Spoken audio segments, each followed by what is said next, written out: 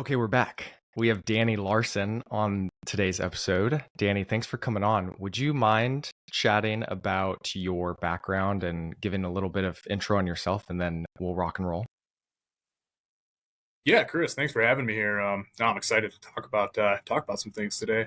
Um, just a little bit of background on me. Undergrad, went to South Dakota State University, go Jacks, for athletic training.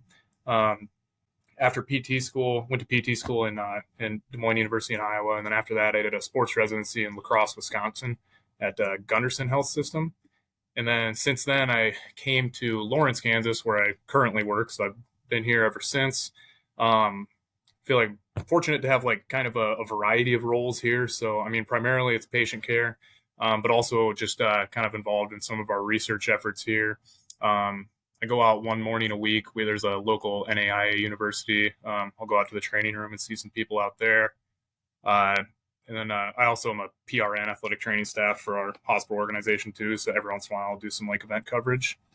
And then we have a sports residency here too that we started just a couple of years ago. So I'm our coordinator for that. So I kind of have, I don't know, my hand dipped in a lot of different things right now. But patient care, I guess, is the where most of my hours go. What, if you can talk about it, what things are y'all researching? You said you're helping out a little bit with that.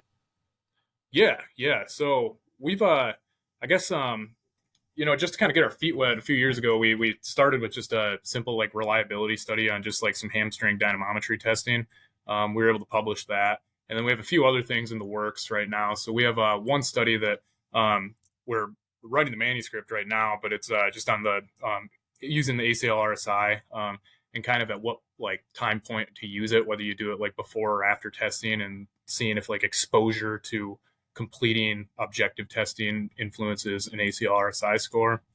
We have a case series going on right now with using the isometric mid-thigh pull in ACL patients too. So early on is just kind of a means of attempting to improve strength or attenuate strength loss, I guess might be a way to say it, in the early post-op period.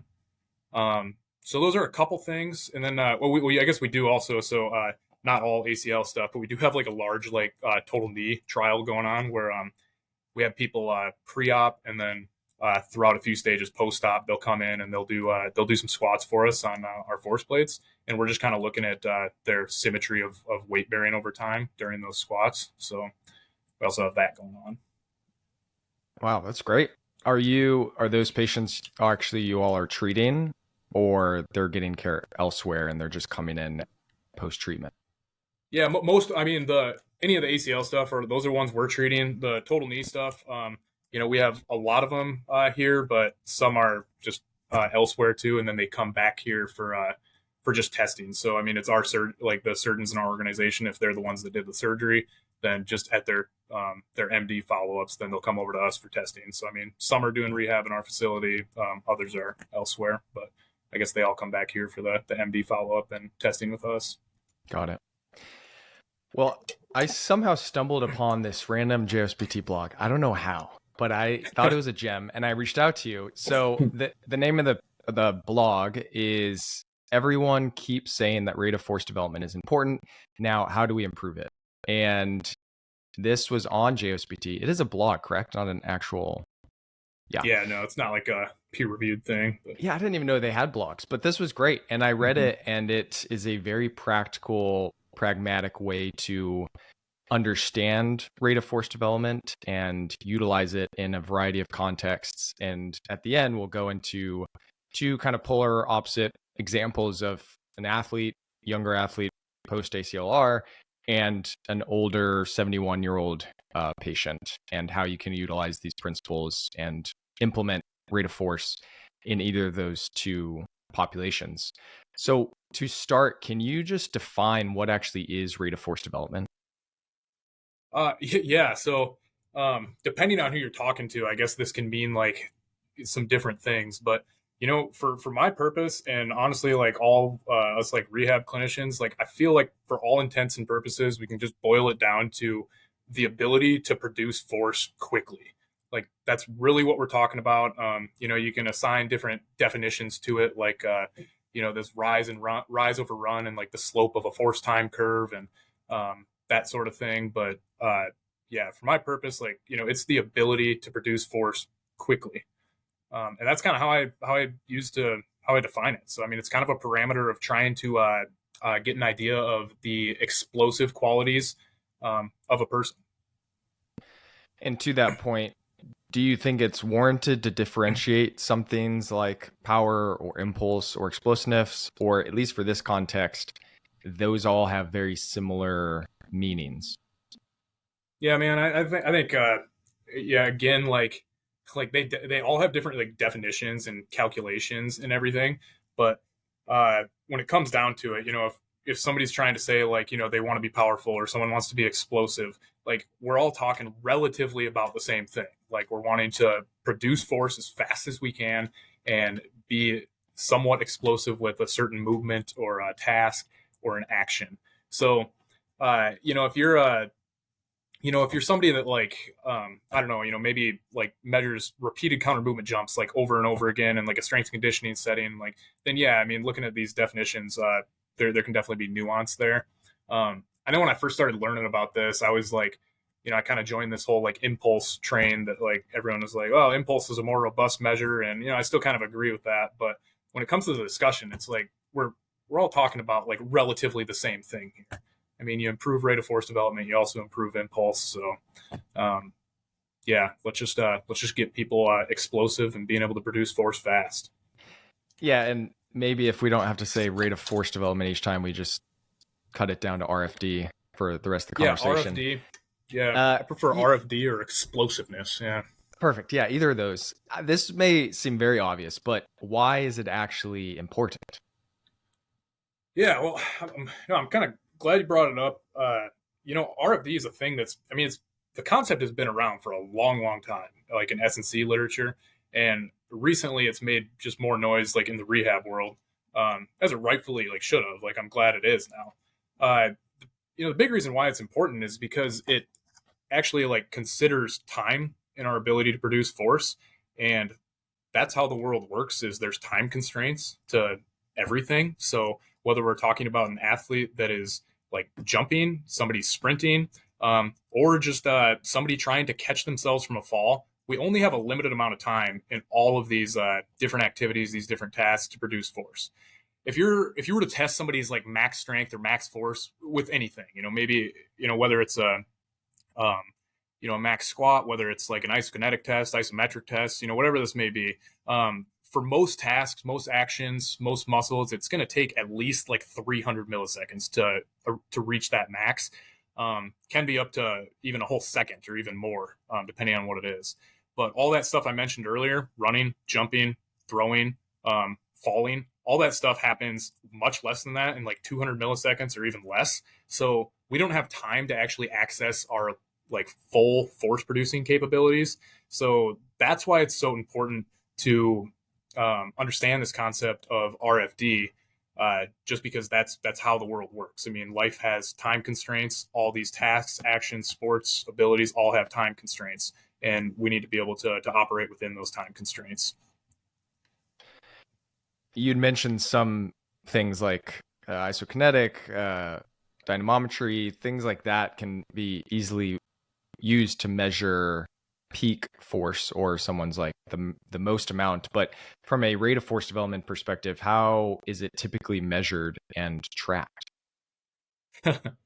um, yeah, also a kind of a loaded question. So I would say typically it's measured in like a research setting. So clinically, I feel like unfortunately, like we want to keep getting better and better, like as things are more available, like some of these cheaper dynamometers and force plates and stuff. But there's just so many caveats to being able to actually reliably and accurately assess rate of force development that I'm like kind of in the I'm kind of in the realm that I think for like 99% of us out there, it's just not something that we're going to actually like measure on a consistent basis and be reliable with it.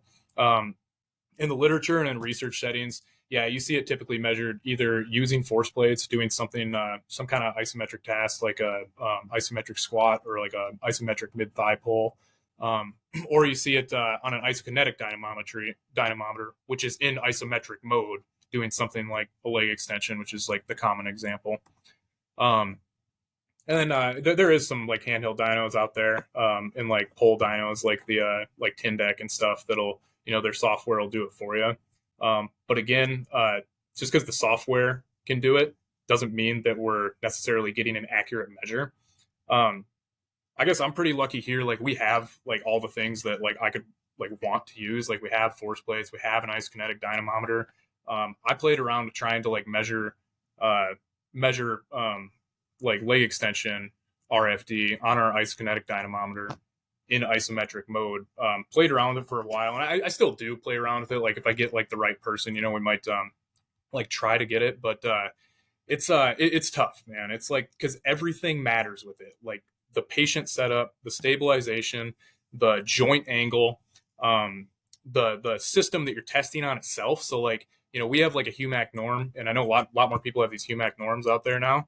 But the pad that you push into is like a squishy pad, and if anything has like any level of squish, then that compromises the measure, because again, we're measuring stuff that happens really quickly. So if there's a squish in a pad, well, first of all, that changes like the joint angle, and then also by the time that you like get to like a hard stop where you're really like producing you're really able to like be explosive, we've already like lost that time, I guess, because all we've been doing is like squishing into a pad. It's hard for patients to do too. I mean, they have to like really be cued and kind of know what they're doing.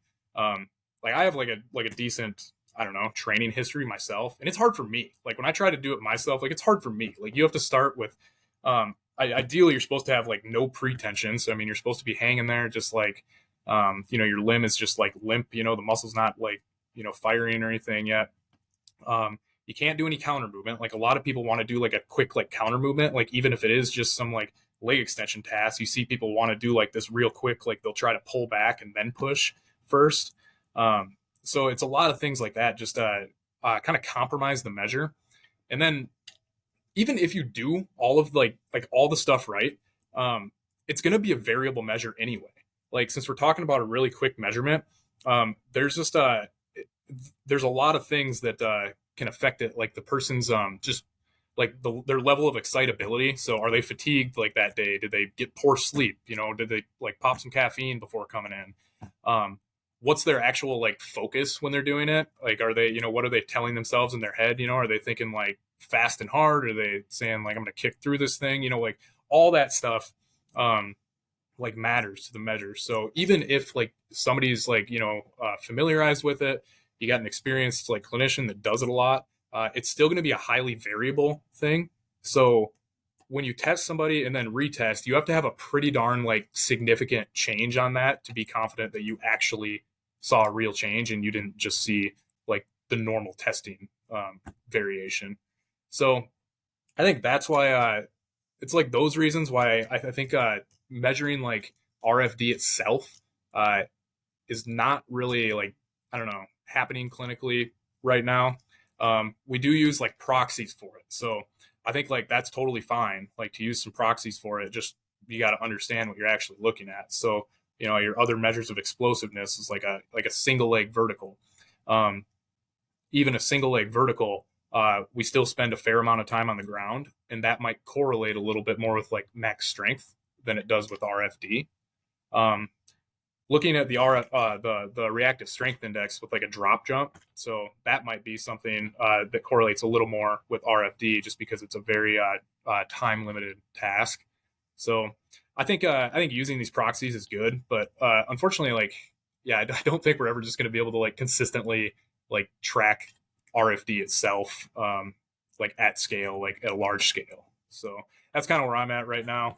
I know I even like when I first started messing with it, we have that HUMAC, but like the data has to be processed, like, so, I mean, when you're collecting data at like 1,000 hertz, like if you do a test that's 1 second long, you get 1,000 rows of Excel data, that gets pumped out, and you got to sift through that somehow. So I like, when I first tried, I was like, okay, well, how do I do this? I was trying to like, use Excel formulas and just struggling. Then Chat GPT came along, and then like basically wrote the Excel VBA code for me. So I can just like click a button, like click a macro, and just have it kind of all calculate. But yeah, even then, there's still all those factors that I talked about before that just need to be accounted for and just make it really, really difficult. To that, the rest of the conversation will be less about how do we specifically measure, like you said, there's just so many variables, but Yeah. we know that it's important, and that the vast majority of Hmm. sports, the faster things are done with more force, probably the better the athlete or the better the outcome. Yeah. Let's just dive straight into strategies for improving RFD. And I guess if people know that it's important, but they don't really know where to begin, where should they think about looking where to start in regards to big picture? They have a patient or an athlete and they just feel kind of paralyzed in implementing rate of force development. What are the initial considerations that you think about yourself and would recommend? Sure. Um, yeah, sorry to be a downer about the whole measuring thing, but no, I might back up just a little bit. So like before thinking about how to implement it, I think if we understand the determinants of it, like what actually gives us like a good RFD or what contributes to it, that kind of helps me then frame my mind about how do we start this and where do we go. So um, I honestly just kind of think back to like the whole actin myosin like cross bridge type of cycle. And again, I don't want to get like too like nitty gritty on everything, but what's going to allow us to produce a lot of force in a very short amount of time are some of these like neural factors of what we consider like neural drive. So things like our motor unit firing rate, like motor unit synchronicity, uh, that kind of thing. So I don't know, the easiest way for me to think about it, and if there's like an exercise physiologist listening, they'll probably, I don't know, like tear this apart. But I almost think of like people like rowing a boat. So if you take like a rowboat, imagine like each oar is like an actin myosin cross bridge.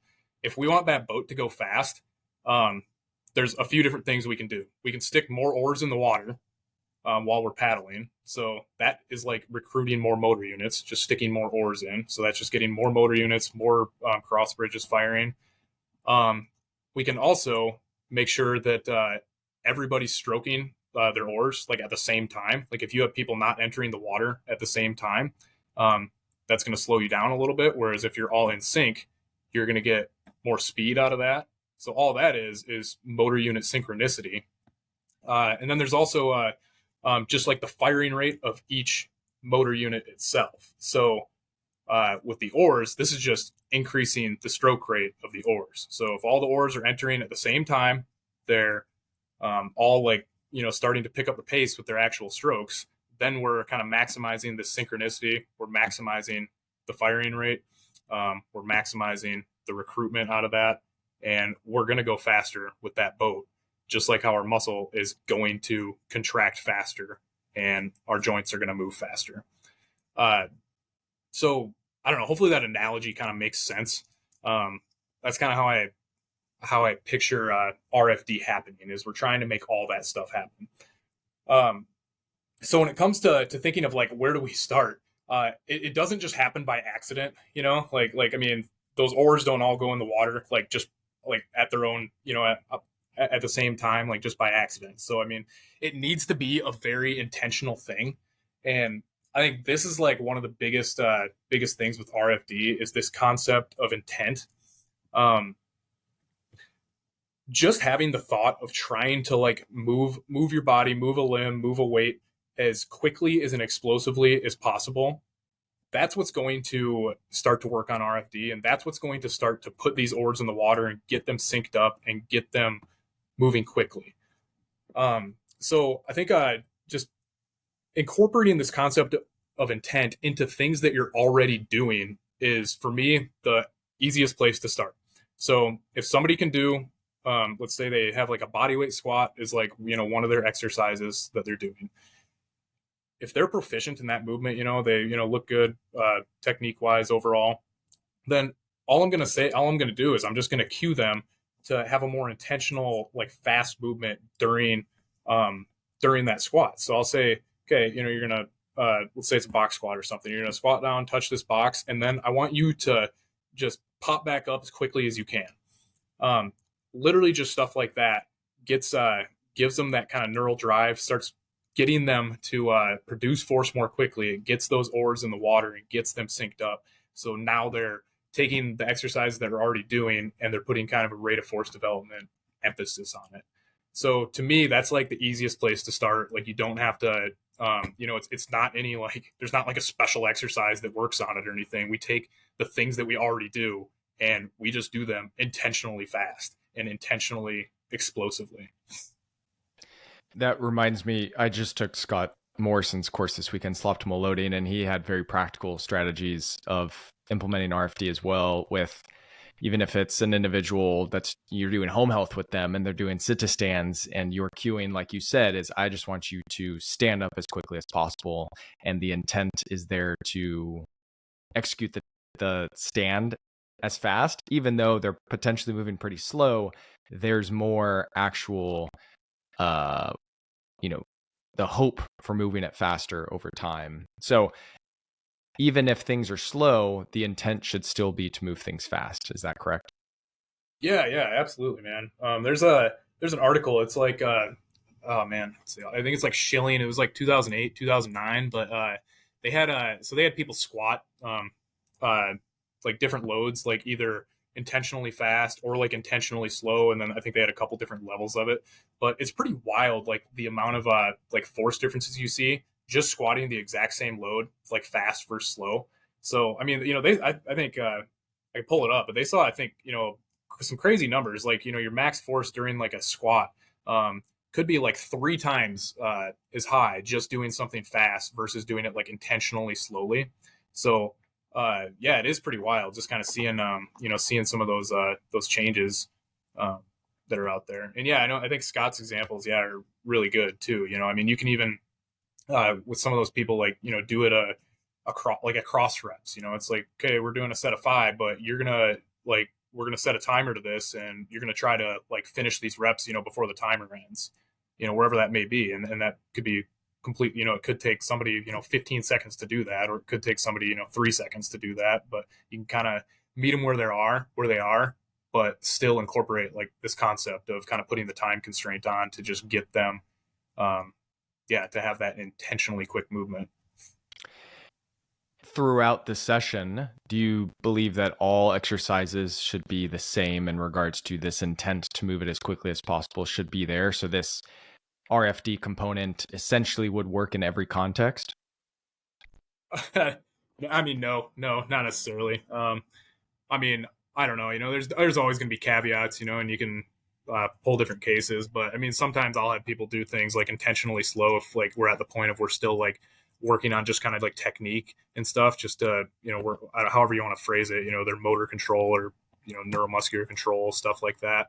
But one of my kind of prereqs for incorporating the RFD concept is already being proficient in that movement just normally.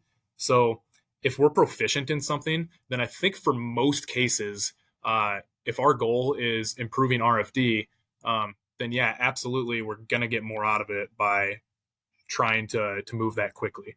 It kind of goes the same for like strength too. Like you'll see people get like better strength outcomes by just having that intent as well. Again, if we like think that for something like strength is like if we think we get strength adaptations based on like intensity, like if we if we were to agree that intensity is probably a pretty important variable, and like that squat article that I mentioned earlier, if we can have a significantly higher force output for the same load, then theoretically that should be giving us a higher stimulus for adaptation, right? So that's kind of how I think of these things. Like, so most of my exercises, as long as somebody's like proficient with the movement, again, we're not we're not dealing with a bunch of pain or anything like with this movement itself, then yeah, I am putting some kind of like explosiveness type of cue on that movement just for people to get the most out of it. And differentiating eccentric, isometric, concentric force production qualities, those are different. How specific and nitty gritty do you get with either any of those three from rate of force development and trying to improve within any of those three specific domains? Yeah, man.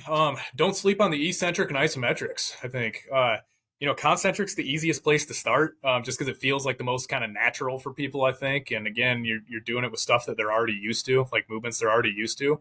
But um, the eccentrics just like super important too, and I think we need to get like a bigger emphasis on it with stuff like this because that's where the magic happens. Like that, like people don't fall going up. Like they fall like eccentrically, right? Like they trip, they try to catch themselves. It's like an eccentric action while they're trying to catch themselves, and that's where we need to be able to access that force and be able to produce it quickly. Same thing with like the sports injury realm. Like we know that like ankle sprains, like ACL injuries, like those happen within like 50 milliseconds of touching the ground.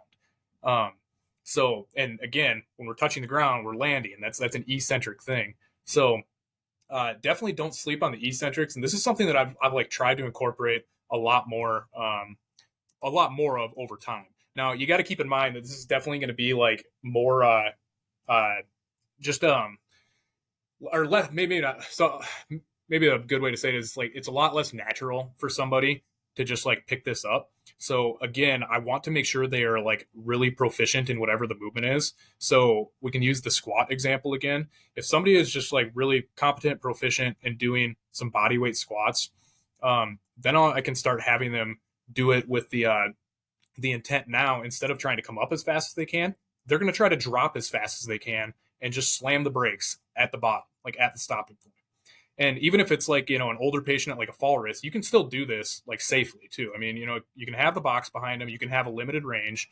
So, maybe they're only, they're only dropping like, a handful of inches. And you're just telling them, drop as fast as you can and stop right before your butt touches that box. Just slam the brakes like right at that point. You can also do it in like a submax body weight type of situation too. So, I mean, these are good candidates for doing stuff like on a shuttle or a total gym thing, where you can just put them at a little incline. So, they're at a relatively like less percentage of their body weight. And and that can be just like a good place for them to start. So yeah, I do try to incorporate a lot more of these like eccentric actions as well. Especially like if it is anyone that's gonna eventually need to like jump, run, stuff like that. I see this as like a prerequisite.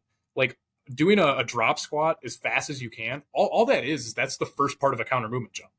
Like when we do a counter movement jump, it starts with dropping down as fast as we possibly can and then just trying to turn that around. That's how we get the most out of a counter movement jump. If somebody does like a really slow drop, well, their subsequent jump height is not going to be like as high because they're not taking advantage of their stretch shortening cycle. They're not like kind of maximizing their force producing capability in the eccentric phase to set them up for a good concentric. So, uh, yeah, I think the eccentric is super important. You just got to know that it's going to be a little less natural for people at first. So you're probably going to have to, depending on your patient, you're going to have to like, either start with like some something like a target, like having the box behind them if it's like a squat movement, or in a submax body weight type of situation until they really get competent in that. And they should be able to like I want people to get to the point where they can just like drop like a rug's pulled out from under them. Like they are dropping as fast as gravity will drop them. Like I'm not it's not like we're just kind of like slightly going faster on the way down. I want to get to the point where it's like it's just gravity's taking them down as fast as gravity will go, and then they got to slam the brakes. So that's kind of how I look at it. Again, that's going to take some getting used to for people that haven't done it before and aren't ready for it, but it's very achievable, especially if you do it on a shuttle, like in a submax body weight type of situation, or you just do it in like a limited range to start. Go ahead. About isometrics? Yeah. So isometrics again. Don't sleep on isometrics. So this is something like I remember when I first started practicing. It's like you kind of hear like, yeah, isometrics. Maybe they help with pain. Maybe this is where we start in rehab and just kind of do them in the early phases. I've got to the point now, like I pretty much incorporate isometrics throughout the continuum of rehab in one form or another. So, and I know I've been given a lot of lower extremity examples, but we'll do this like upper extremity stuff too, and I'll kind of give some examples. But isometrically, there's a lot of ways we can set this up. And again, it's important because the isometric is that's the amortization phase essentially. That's the point between like the eccentric and the concentric, like when somebody catches themselves from a fall, yeah, it starts eccentrically, but at the point they gathered themselves, they're isometric right there. They need to be able to, you know, produce a lot of force right there too. And there's like there's some decent like transfer too with isometric actions like to to concentric as well. So a lot of ways you can do this though. Like what I've gotten to the point of what I like doing is, since I have it available, is just like machines. So like I'll put somebody on a leg press, max the weight out so they can't actually move it, and then just take the slack out of the machine. And then it's again very intentional, hard, like fast and hard, just like trying to like, you know, push through the plate like as fast and hard as you can for a solid second, then relax, then repeat. It's not easy. Like if people do it right, like it takes just like a lot of you know, a lot of this like drive, I guess, like this neural drive, which when you do a lot of those max efforts, you need breaks. You can't just do like a ton of them consecutively. So if somebody's doing it right, they're not going to be able to do a lot of them. But yeah, I like the example of just doing it on a machine where you max out the weight, and then just having them basically push into that explosively. The isometric mid thigh pull too. We've gotten to like that a lot as well. So I'll set somebody up like that, and even if you don't have any equipment or anything, some of these people that you might consider like that are at a fall risk, they can even do like an isometric mid thigh pull where they just like step on a gate belt, something really solid. They're hanging on with their hands, so they're anchoring the gate down with the gate belt down with their feet. They're holding on to the top of the gate belt with their hands, and then they're still just trying like an explosive push into the ground. So they're not actually moving; they're just pushing, basically. So I've become a really big fan of isometrics. Like I said, it's not all just like ACL stuff either. I know that's like where the conversation goes with a lot of times, but man, like I'll do this with people with like adductor strains. Like I get to the point where like I'm trying to do these like ballistic, like call them ballistic isometrics, I guess, just meaning that they have that intent of the explosiveness. But we'll do those like at like end range where somebody's basically just you know, sitting in like a V-sit type of thing with like their feet against the wall and just trying to squeeze fast and hard as they can into the wall. You know, you can do similar with like hamstring stuff at like a lengthened range. I have a kid right now actually like upper extremity too. Like if you guys are familiar with like the Ash test, I literally just do the Ash test like as like an exercise. Like, you know, I'll have people in that position, you know, which is their kind of compromised position, you know, where they typically would be like were unstable or what led to their injury. And I have like this guy, you know, doing like Ash, like ballistic isometrics basically for the upper extremity as well. So I think there's a lot of ways you can incorporate isometrics. And I'll like try, like if I'm, you know, in a session, like I don't know, I try to honestly have like at least like some of each. Like I'll have some kind of like eccentric focus thing, some kind of isometric focus thing, and then some kind of concentric too. So I know we start with the concentric because it's the most natural and it's just kind of the easiest to start and to implement, but definitely don't sleep on the eccentric and isometric stuff because I think there's a lot of a lot of benefit to be had there in a lot of different contexts. Because you often frequently implement all three, what are your considerations from a programming standpoint on, we can still differentiate them if it helps from a programming, a volume and a frequency, because the intent and the intensity is so high. Can you touch on a typical, you know, sets, reps potentially, and then does this change if you're doing something that's eccentrically oriented, isometric, or concentric? Yeah, for the most part, I think all of them are going to be pretty in line with like plyometric type of dosage stuff. So, I mean, you could be doing anywhere from like 1 to 6 sets of like 3 to 6 reps ish for a lot of this stuff. I think when it comes to the dosage, you know, like you were saying, I mean, since it is like intentionally high intensity stuff, the thing that is going to guide your dosage the most is the quality with which they are doing it. So we are not under a state of fatigue during this. People should be relatively fresh. So if I am, you know, when I am doing this stuff, it's like in the beginning of the session, I want them to be as fresh as possible. I'm probably starting with like the eccentric variation of whatever it is, because to me that's going to be like kind of the highest kind of neuromuscularly taxing thing. Um, and then going to isometric, and then going to concentric. But I'm really like trying to be cognizant about the level of fatigue or like the quality during this. So if we're doing something like just a simple drop squat, and they look like they're no longer getting the rug pulled out from under them, they're starting to like kind of control a little more on like the whole way down. We've lost velocity out of that movement.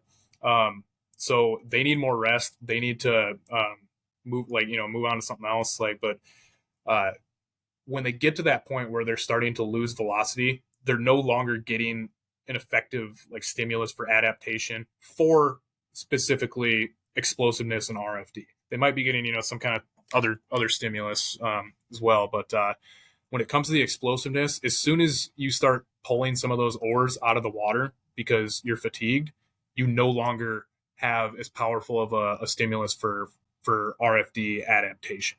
So I probably should have brought that up earlier, but yeah, I think that's a really important caveat to a lot of this.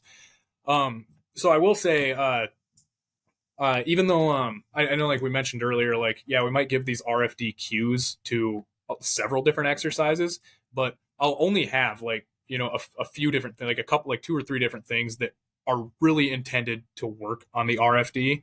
The rest of the stuff throughout the session will transition into like a strength focus, but may still have the RFDQ like associated with it, just to try to kind of get the most bang for your buck for strength as well. But yeah, that's kind of how I look at this right now. I mean, the dosage is in line with like plyometric type of dosage, and the fatigue I think is the most important like factor to try to consider while we're actually implementing this. I think I had Anything something else else? to say about that. Yeah, I had something, but I can't remember right now. Maybe That's it'll come okay. to me here in a little bit. So. How do you determine when is it appropriate to progress a RFD biased exercise? Because with more strength or hypertrophy oriented things, it could be RPE based, or it could be whatever it is. But rate of force, how do you know, okay, they're executing this really well? Do I just stay at this task and try them to have them do it faster, or what is the criteria for progression? Yeah. So comes back to like when we're trying to improve it, the stimulus for adaptation again is getting as many of those oars in the water as synced up as we can, moving at a high velocity and everything. So my kind of criteria for progression is just, and I know this is some people may not like this because it's relatively subjective, but it's proficiency in the given task itself. If I see somebody, they're able to, let's say we're doing these drop squats at like three sets of 5, and they are like 100% like proficient. They have like no real technique breakdown. They look like they're able to, get the rug pulled out from under them and slam the brakes on each rep. There's no velocity loss. Then I want to move on to the next thing, because the next thing is going to give them a more like powerful stimulus for adaptation, because it's going to force them to stick more oars in the water. I know I keep coming back to that analogy. So yeah, like I said, hopefully that kind of can hit home. I know that's what makes sense to me. So I know it doesn't work for everyone, but that's what makes sense to me. But then deciding what the next task itself is, for me, like what guides me the most is just like physics. So I think like the most useful thing like I've ever got out of like any kind of physics equation is the whole momentum impulse relationship. I don't know if I should dive down this rabbit hole right now, but essentially, all right. So essentially, momentum is mass times velocity. It's like P equals mv, mass times velocity. When there's momentum with anything, in order to change momentum, an impulse has to be applied. An impulse is just a force time integral, so it's force times time essentially, and then just just for however long that like task was applied. So I kind of give the example. I think it's easy to visualize with like a vehicle. So, when they do these crash tests and stuff, you can have like a truck that's speeding along. Let's say they're going 50 miles an hour or whatever. They have a given velocity. The truck has a given mass. So mass times velocity equals momentum. Um, if that truck wants to stop, we need to change that momentum to zero. That means they have no velocity, right? And they're not moving. So a couple ways that can happen. Um, they can either apply the brakes and kind of gradually come to a stop. So the brakes are an impulse. The brakes are applying a force over a given amount of time, and that changed that momentum to zero. Now, the other way they can stop is by, so let's say it's a crash test and they don't have brakes and they just slam into a brick wall. So again, an impulse was applied there. We had a force over a given time, and this time, since there's a brick wall, the time was very, very short, meaning the force had to be very, very high. Now, what's cool about this is like both scenarios have the exact same impulse applied. It's just one did it with a high force and a low time. The other one did it with a low force and a high time, if that makes sense. So when I'm applying this to rehab and how I think about this with rehab, if we can accomplish a task, let me think about like how to say this. I think maybe it's best to explain like using an example. So we'll take that drop squat example that we were talking about earlier. When the rug's pulled out, gravity is descending my center of mass. At whatever point that I decide to stop, I have a mass that's going down at a given velocity, right? So there's momentum, mass times velocity. I need to apply an impulse to stop that.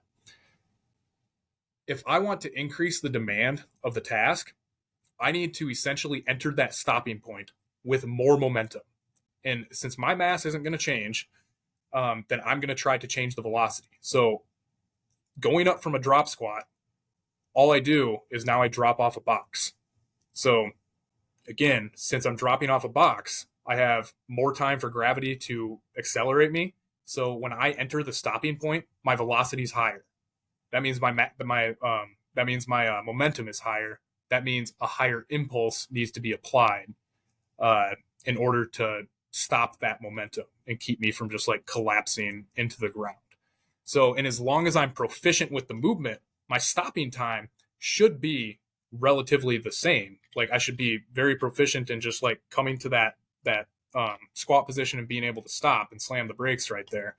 And if that stopping time is the same, that means the force was higher because I entered that position with a higher momentum. I don't know. Does that make sense? That does make sense. Yeah. I know. Yeah, I know. Sometimes I can kind of lose people talking about that, but I swear it's like I don't know. For me, it's how I've like kind of wrapped my head around all this is this whole like momentum impulse thing. And then, I mean, just looking at the situation like intuitively too, like, yeah, obviously it's like going to be more intense to drop off a box than it is to just like drop from the ground, or it's more intense to drop off a 12-inch box than it is a 6-inch box. Right. So like, I mean, we just kind of know that it's just like kind of, it's like an intuitive thing. But kind of understanding the physics behind it helps me apply it like across kind of, several other things in rehab as well. And I'm sure a common mistake that you see maybe they tend to progress too fast where they believe the execution in that initial activity is sufficient to progress, and then they ended up taking too big of a leap to where now the task is too slow or the proficiency is lost. And that could be just an example of going too high of a box to where the entry velocity into that land is just too high and they just like stuck in mud. Can you maybe expand on some common mistakes you see with progressions? Yeah, sure. Well, I think the big thing is, yeah, just like you said. I mean, I think it's the breakdown in like the technique. I mean, if they weren't able to apply a high enough force to get to that actual stop position, then they're just not going to go there. They're just going to like stick in the ground, with like relatively like straight knees, just because their body like inherently knows that if they go deeper, it's going to require a higher force to stop that. And if they're not capable of producing it, then they're just going to stop in a position that they actually can control, which again might not be a great thing, if that's like a position that we think is like a kind of compromised position, that very shallow knee flexion angle. So yeah, to me, that's why I think it's nice to just have like a small handful of what you consider like foundational type of movements, and the movement itself like should look pretty much the same across like these intensities if somebody is ready for it. So when I do that drop squat, I'm trying to finish in like what looks like a half squat position.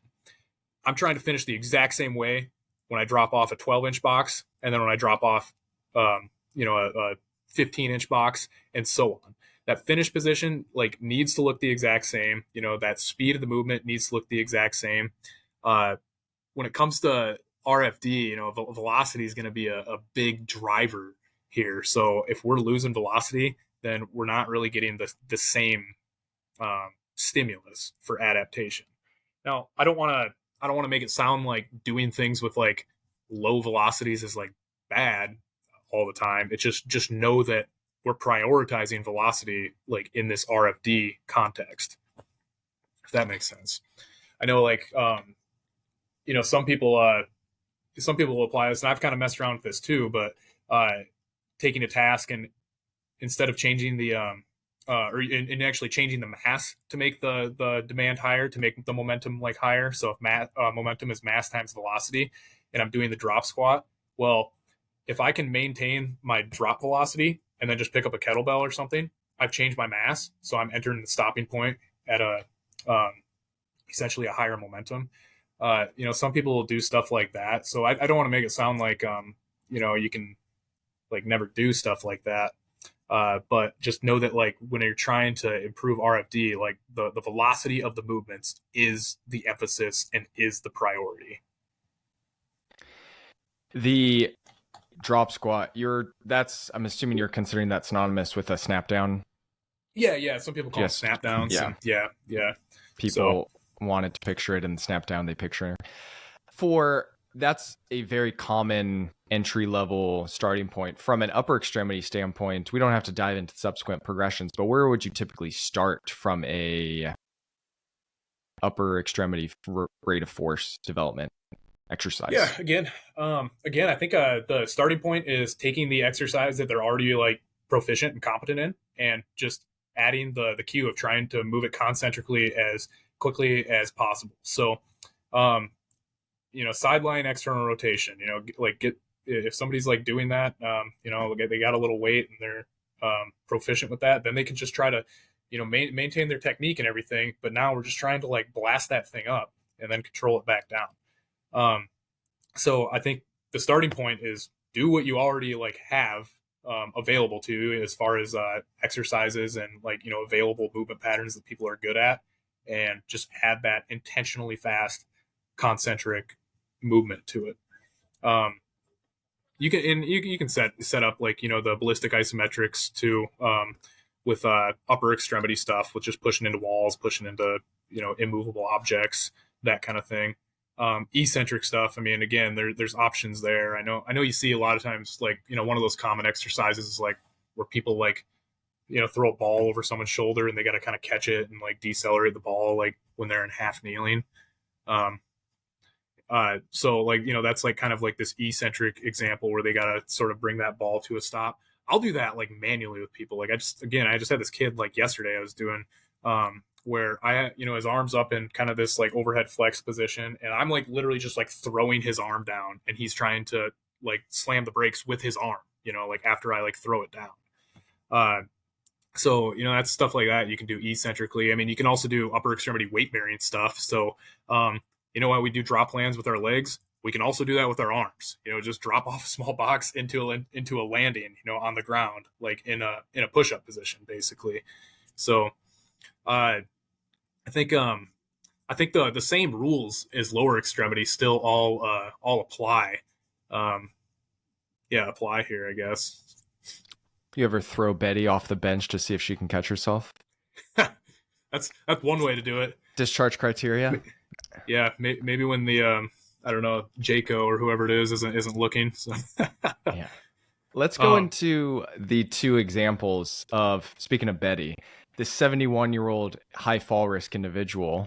I think sure. people should just look at this table before they listen to this or afterwards to see how you've wrote out a kind of a sample treatment session. Let's start with this. Let's start with Betty.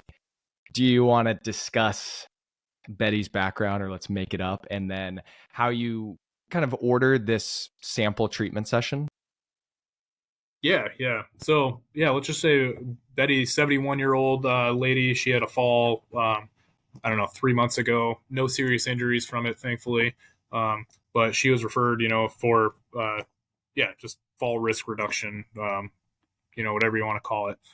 Um, so yeah, we kind of have just a sample treatment session.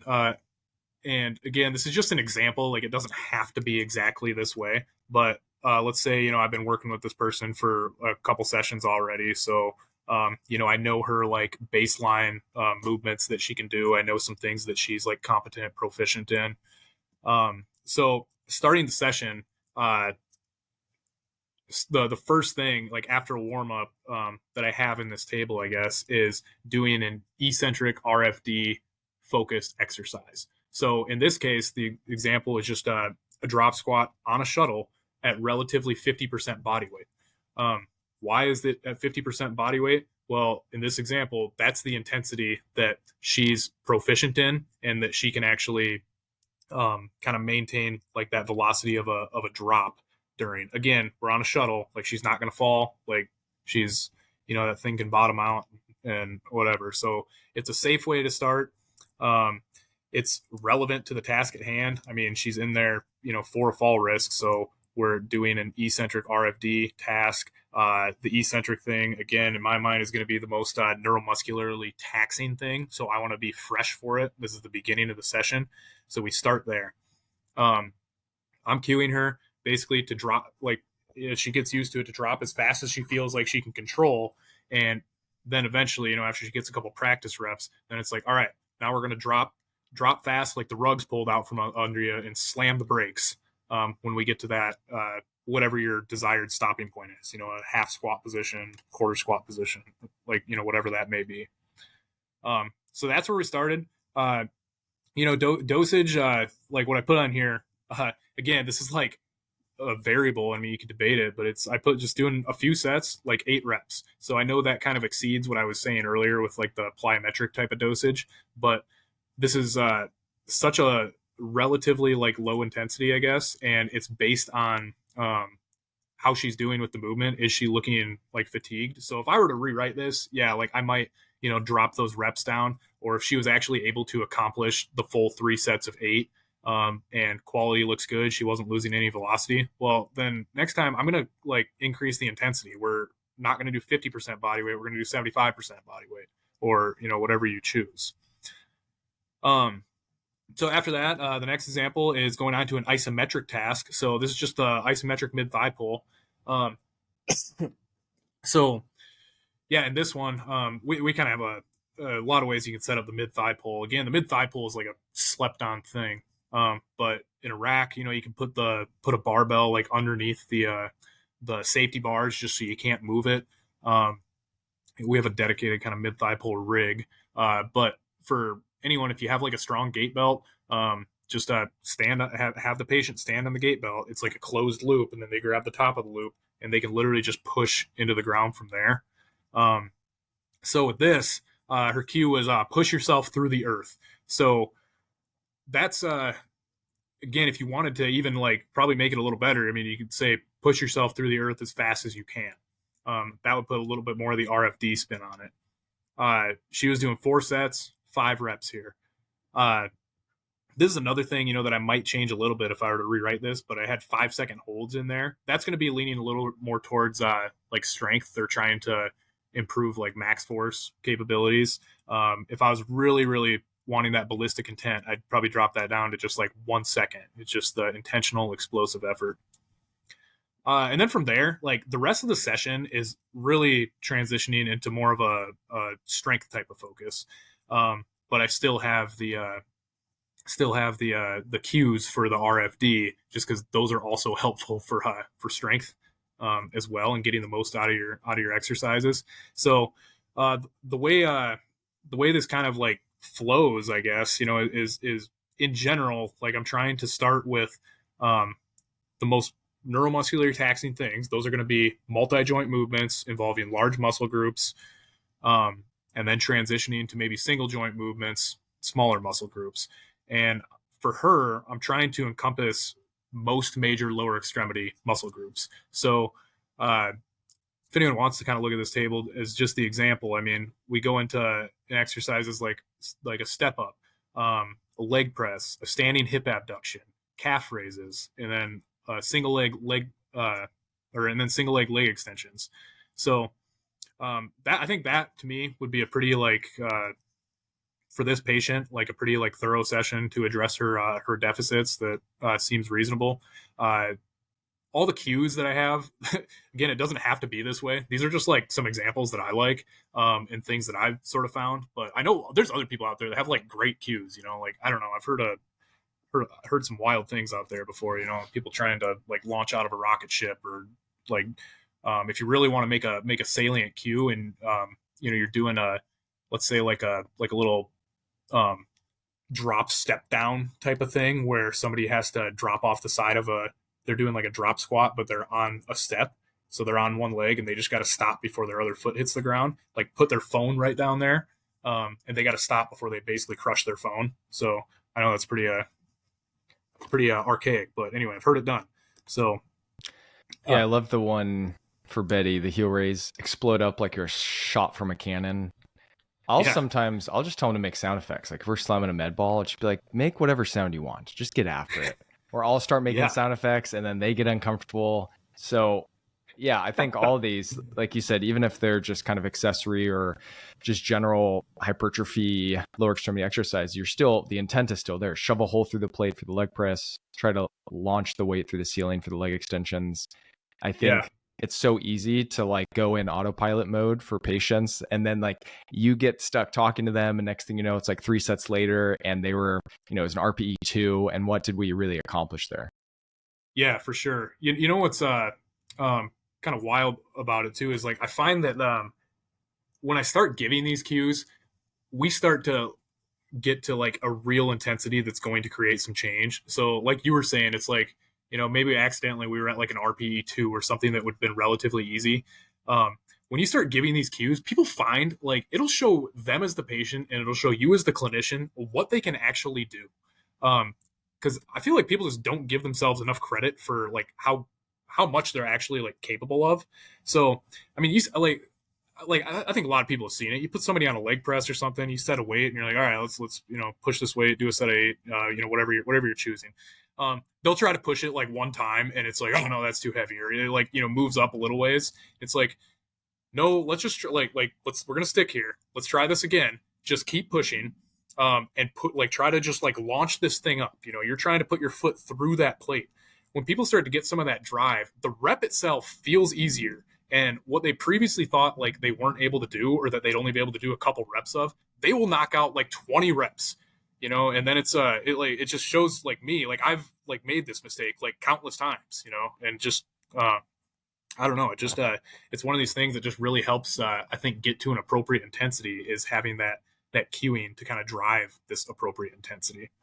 To that point, we have a Kaiser leg extension, and some patients, they'll like find that they see the wattage or the power outage, and they'll be like, what is that? And I say, well, it's a number, and right next to it, it's a percentage of like the most you kicked or however fast. And then they just start like competing with themselves, and then it shows me like how fast they can kick it up. So that's one. And then two, if we do like a partial arc on the extension, I'll just put my shin in front of their leg at like whatever degree, and I'll just say like, try to break my shin, and they kick it so much harder than they would for a normal rep or set. So love it. Yeah. Man. Yeah. Those things, so motivated. It's shocking how quickly we both realize we're well below where we should be. Yeah, I've had patients like tell me too. Like, I mean, like this stuff does help. Like, I know I had one guy, that was like, I don't know, he was just like so tasked, like going upstairs and stuff. And, we just gave him the cue. It's like, okay, just shove that stair down like as fast and hard as you can, like each step. And like literally within like a couple weeks, he's like, man, stairs are like a lot easier for me now. Like it just like doesn't feel near as hard to do them. I should mention like all those cues too. So I guess I didn't say this earlier, but they all are like externally focused. So I know like the external focus of attention is kind of, it has all the hype in for in the neuroplasticity world and for making like kinematic and movement changes, and that's great. Like it rightfully should, but external cueing is also like very important for just straight up force output and just like force characteristics and strength changes too. There was a meta-analysis on this just a few years ago. That was like, I don't remember the specific results, but I remember it was like pretty powerful. Like, anything that we can do with an external focus is also going to favor our RFD and strength changes as well. Let's go from Betty to Betty's grandson, Brad, 20-year-old basketball athlete after ACLR. Maybe give a little fake background of Brad and then the sample treatment session you created. Yeah. So let's say Brad, he's doing well with his rehab. Let's say he's I don't know, restored most of his strength, and we know because we've tested that. However, he's still rocking a 25% deficit with like a reactive strength index with like a single leg drop vertical jump. So again, I'm using that as like our proxy for this explosiveness thing. I know it's not technically like explosiveness, but again, that's kind of our proxy for it. Let's say also his single leg vertical itself has like a I don't know, 16% deficit relative to the other leg. So with him, similar to the thought on Betty, I'm going to start with what I think of as like the most neuromuscularly taxing tasks. So for me, that's going to be starting with these eccentric focus tasks. So what this person does to start is we have some drop lands involved for him. So he's doing double leg drop lands off a 12-inch box, single leg drop lands off a 6-inch box. I'm kind of a like fan of both the double and single leg stuff. Like it's kind of an and not or thing for me. But with these, this is more in line with like that plyometric dosage we were talking about. So like 3 sets, 5 reps. The cue here is just drop fast, stop fast, or drop off the box, and then when you get to that half squat position, slam the brakes, that kind of thing. So that's what we're doing with the drop lands. Next, for this person, we went into some concentric movements. So these are just bench to box jumps, both double leg and single leg. So bench to box jump is essentially just sitting down on the edge of a box. So you're starting from a resting position, like a sitting position, and then you just gotta explode up off the box onto another box. So again, we have the target of like a 12-inch box for the double leg one, target of a 6-inch box for the single leg one, and we're telling this person to launch yourself through the ceiling. We're taking our time in between reps. Like we want each one to have him be recovered. He's gathering himself, and he's like just getting mentally ready for as an explosive effort as he can, like literally visualizing himself launching through the ceiling, and then flying up onto that box. So those are the RFD focus things of the session. And then we transition into more of the strength type of stuff, still using our explosive cues. So we got some trap bar deadlift, did 4 sets of 4 with this, telling this guy to just rip the weight off the ground, accelerating through the whole lift. So, you can say, shove your feet through the floor, like just things like that. It's just got to have that external focus, got to have that explosive intent and explosive cue. Single leg heel raises, we did some of those, and he's just thinking about shove the balls of your feet through the ground. I'm a really big fan of like using the ground as like my cue. I don't know. I've just had a lot of luck with that. People trying to push into the ground or push the ground away, stuff like that. But yeah, with the heel raises, like if you try some, just try to just casually do some calf raises and then go ahead and try to do them just like, shoving the ball of your foot into the ground. Like most people are going to feel a difference with that. You're going to be like, man, I feel just like more powerful with this. And I just feel my calf like working more with this. And then we had some machine-based exercises. So some leg press, 3 sets of 5 there, explode up or shove a hole through the plate. some leg extensions, trying to launch the weight through the ceiling, leg curls, shove your leg through the weight. Just any of the stuff where you can just try to get people to just get after it, doing an intentional, like fast, hard, heavy effort is where we're trying to go. I love it. When in doubt, shove it out or explode or rocket. Some aggressive terminology. Launch. Yeah. It's great. It's where I feel like that's where the magic happens. Yeah. Well, this was great. I think this was extremely practical, and I think using both examples at two ends of the continuum of age and performance, this should be utilized in all populations, and you can scale it. But like you said, this can be implemented even with the exact same thing that a patient's already being prescribed, just with the intent of doing the thing faster. Yeah, this was awesome. Do you have any other final thoughts, takeaways, anything else you want to elaborate on? I think what you just said too. I mean, yeah, it's like we're not trying to reinvent the wheel. I mean, we're taking stuff that we're already doing and we're just manipulating the cue or the intent with it. I will say, just as the one final thought, I guess, is like, again, like, don't discount strength. Like, we don't want to just start forgetting about just like raw force output and strength. Just because that's like, again, strength is going to be related to RFD. Again, it's not going to determine all of RFD, but it is going to be related. I give the example of, just to maybe put some numbers to it to illustrate. So I know these wouldn't be like accurate numbers, but let's say if somebody's dropping off a box or something, and let's say their momentum at the bottom, it's going to take like 500 Newton seconds for them to stop themselves. If that person's max force producing capability is 500 Newtons, that means they're going to have to access all of their force producing capability in order to stop, which they're probably not going to have time for. If they just improve their ceiling or they improve their strength, and now they're capable of producing 1,000 Newtons or 1,000 Newtons, then it's only going to take half of their force producing capability to actually stop themselves. So improving their ceiling for force is also going to improve their capacity for RFD improvements. So just don't bypass like strength too. Like that's also going to be very important and just a big piece of this as well. I love it. We'll stop it there. Danny, thank you so much for coming on. And any resources that you feel like if people want to dive more into the RFD research, any books or things you'd immediately recommend? Man, there's like a lot of good articles and stuff out there. I know, like, when I started, like, I think like learning about this or really like got me into it was I read this paper by it was Luca Maestroni. So this is like 2019, but let me see. So it's called like Strength and Power Training and Rehab: Underpinning Principles and Practical Strategies to Return Athletes to High Performance.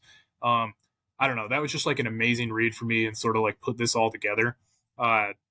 Since then, there's like some other articles like specifically for RFD. So like Matthew Buckthorpe has one. It's called something like it's time to focus more on RFD and returning athletes, or I don't know. It's something along those lines, but it's Matthew Buckthorpe. Yeah, that's a really good one. I mean, there's a lot of good literature up there, but I would like, for me personally, like I think those two like just got me like excited about it and kind of got me like excited to read some of this stuff. So yeah, we'll link both of those in the show notes along with your blog so people can easily read them and find them.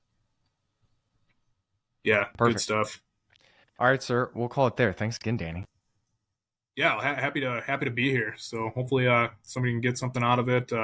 People can feel free to, shoot me an email or questions or anything too if you want to follow up on anything. Yep, we'll put all your contact info and resources in the show notes. All right, thank you.